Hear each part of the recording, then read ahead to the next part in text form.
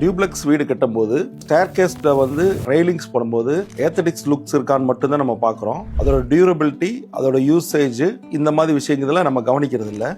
First வந்து பார்த்தீங்கன்னா நம்ம எம்எஸ்ல ஹேண்டில்ஸ் போட்டுட்டு இருந்தோம். இப்போ எஸ்எஸ் போடுறாங்க, எஸ்எஸ் வித் கிளாஸ் போடுறாங்க. அடுத்து நெக்ஸ்ட் வந்து பார்த்தீங்கன்னா டீக் வுட் வித் கிளாஸ் போடுறாங்க, இல்லைன்னா ஃபுல் டீக் வுட்லையும் ரெயிலிங்ஸ் போடுறாங்க. இதில் என்னென்ன உங்களுக்கு பெனிஃபிட்டாக இருக்கும் அப்படின்னு கேட்டிங்கன்னா, எஸ்எஸ்ல போடுறதும் நல்லதாக இருக்கும். அடுத்து வந்து பார்த்தீங்கன்னா டீக் வுட்ல போடும்போது உங்களுக்கு எந்த கிளைமேட்டுக்கும் அஃபர்டபுளாக இருக்கும். அது வந்து பாலிஷ் பண்ணும்போது அதோட லுக்கே வந்து ரொம்ப ரிச் லுக்கும் ஏத்தடிக் லுக்கும் கிடைக்கும். அதோட பாலிஷோட லைஃப் டைம் கிட்டத்தட்ட 10 இயர்ஸ் கூட வரும். ஏன் அப்படின்னா இன்டீரியர் நம்ம பண்ற ரெயிலிங்ஸ்னால அதோட பாலிஷை பத்தி நம்ம கவலைப்பட வேண்டியதில்லை. இதுல வந்து பிளைன் கிளாஸ்ல கொடுக்குறாங்க, ஸ்டட் போட்டு கிளாஸ்ல கொடுக்குறாங்க.